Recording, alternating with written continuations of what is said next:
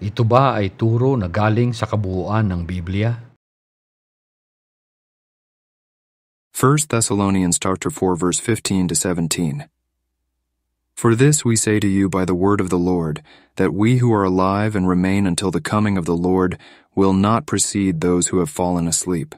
For the Lord himself will descend from heaven with a shout, with the voice of the archangel, and with the trumpet of God, and the dead in Christ will rise first. Then we who are alive and remain will be caught up together with them in the clouds to meet the Lord in the air, and so we shall always be with the Lord. Ito ang pangunahing batayan ng pinaniniwalaang doktrina ng rapture na tinatawag na futurism or dispensationalism. Dispensationalism is a theological system of interpreting the Bible that was first espoused by John Nelson Darby. Dispensationalism maintains that history is divided into multiple ages, or dispensations, in which God acts with humanity in different ways. Dispensationalists generally maintain beliefs in premillennialism, a future restoration of Israel, and a rapture that will happen before the second coming, generally seen as happening before the tribulation. Premillennial dispensationalism. Premillennial dispensationalists affirm a future, literal 1,000-year reign of Jesus Christ, Revelation 20:6, which merges with and continues on to the eternal state in the new heavens and the new earth, Revelation 21. The vast majority of dispensationalists profess a pre-tribulation rapture, with small minorities professing to either a mid-tribulation or post-tribulation rapture.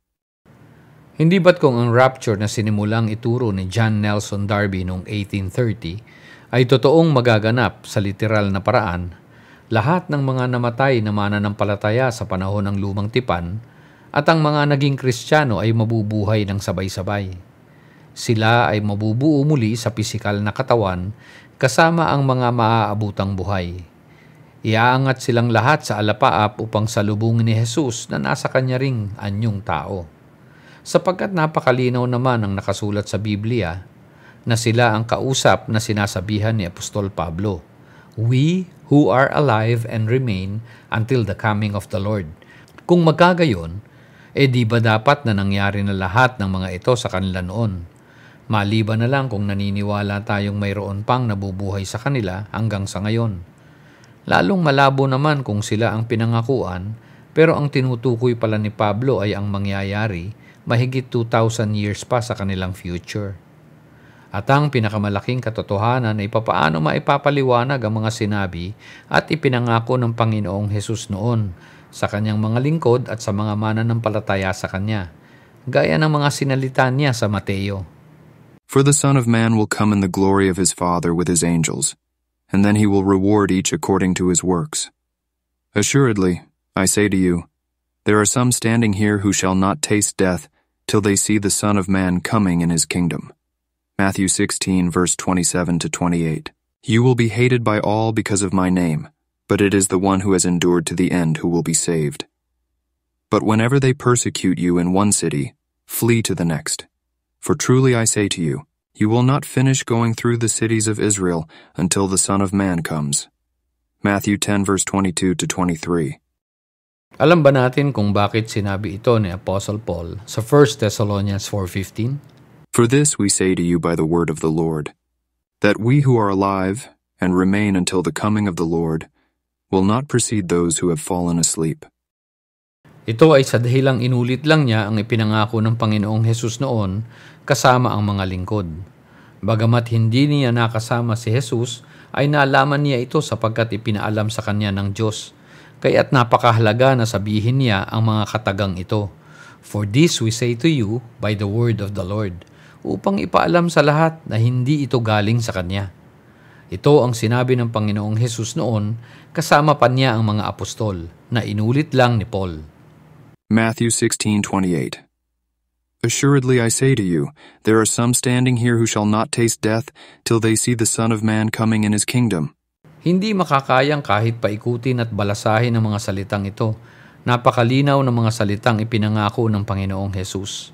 May ilan sa nakatayo rito na hindi matitikman sa anumang paraan ng kamatayan, hanggang sa kanilang makita ang anak ng tao na pumaparito sa kanyang kaharian.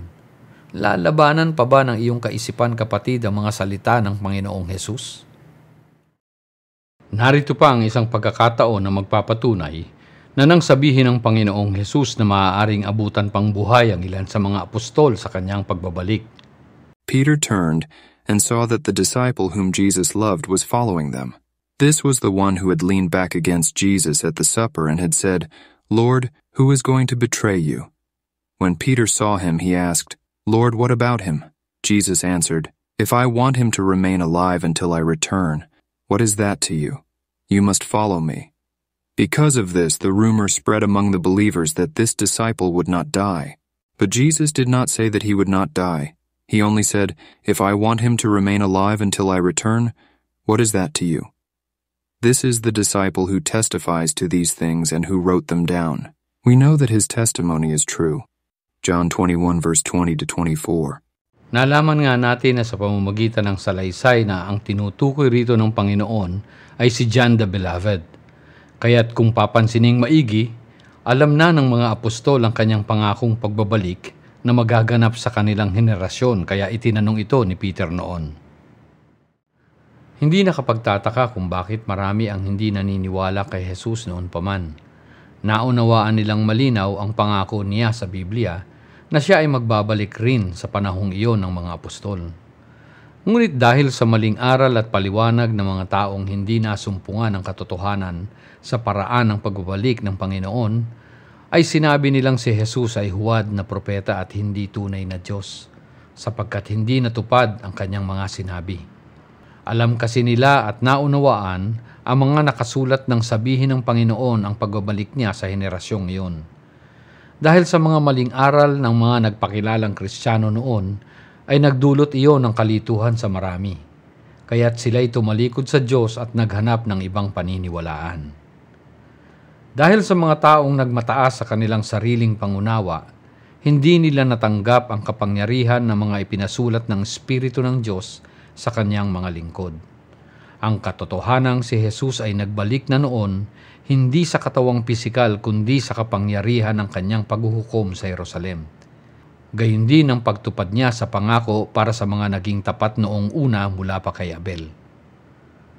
At ang pinakamahalaga, ang pagtatapos ng Old Covenant Age upang mapalitan ng bago, na siyang New Heaven and New Earth, o ang New Covenant Age para sa wala ng hanggang panahon, na ang ipinalit ay hindi na matatapos at mananatili para sa habang panahon.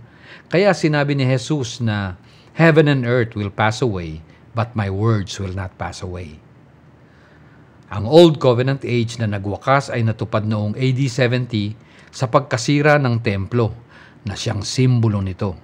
Kaya't napakahalaga sa Panginoon ang masira ang templo para naman sa paglalagay ng bago, sapagkat si Jesus na ang bagong templo, saserdote at alay para sa walang katapusang panahon. Huwag na sanang maging matigas ang ating puso sa pagtanggap ng mga katotohanang sinalita ng Panginoon. Ito ang malakas na katibayan na ang aklat na isinulat ni John, ang Revelation, ay naisulat bago ang AD 70, na siyang panahon ng pagkasira ng templo sa Jerusalem, the Siege of Jerusalem, na siya ring pagbabalik ng Panginoon. Mababasa natin na kahit sa pasimula ng sulat ay alam na ni John ang nalalapit ng pagbabalik ng Panginoon, sapagkat ito nga ay sulat ng pahayag mula sa Panginoong Hesus sa mga mangyayari sa panahong iyon. Ito ang nakasulat sa unahan pa lang ng Revelation 1:1-3. The revelation of Jesus Christ, which God gave him to show to his bondservants, the things which must soon take place, and he sent and communicated it by his angel to his bondservant John, who testified to the word of God and to the testimony of Jesus Christ, even to all that he saw. Blessed is he who reads and those who hear the words of the prophecy, and heed the things which are written in it, for the time is near. At ito naman ang nasa panghuli ng sulat ng Revelation. He who testifies to these things says, "Yes, I am coming quickly." Amen. Come, Lord Jesus. The grace of the Lord Jesus be with all. Amen. Revelation 22, verse 20 to 21. Paalala at babala ng salita ng Diyos. I testify to everyone who hears the words of the prophecy of this book.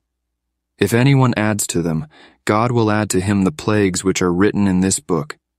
And if anyone takes away from the words of the book of this prophecy, God will take away his part from the tree of life and from the holy city, which are written in this book. Revelation 22 verse 18 to 19.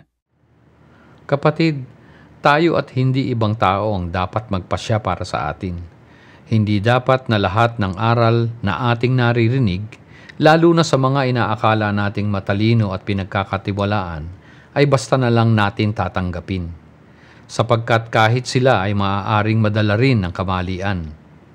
Simple lang naman, kapag wala sa Biblia ang binabanggit na katuruan, di wala nga. At kapag kahit nagbabanggit naman ang ilang talata, ngunit hindi sumasang-ayon sa ibang talata rin ng Biblia, lalo't taliwas sa buong konteksto ng kwento, ay kamalian rin nga. Napakarami ng ganito, kapatid. Mga katuroang nagpapanggap at nagtatago ng kasinungalingan. Kadalasang daladala rin ng mga taong kahit sila ay walang malay na naliligaw. Ngunit marami sa kanila ang hindi na makabitaw, kahit mayroon na silang napapansing kamalian. Dahil ito sa kanilang mahigpit na kapit sa nakasanayang tradisyon. Ayaw na nilang maglakas loob para sa Diyos, sapagkat nanghihinayang na sa kanilang pinagsikapang pag-aaral na naglagay sa kanila sa katungkulan. Naghihintay sa kanila ang mga naipasulat ng Espiritu ng Diyos na nananatiling sapat para sa pangunawa ng mga naghahanap sa Kanya. Gamit ang salita ng Diyos ay magsaliksik, mag-aral at bumalik muna sa payak na kwento ng Biblia. Mararanasan at masusumpungan nating lubos ang mapagpalayang katotohanan ng Diyos. Pagpalain tayo ng Panginoon.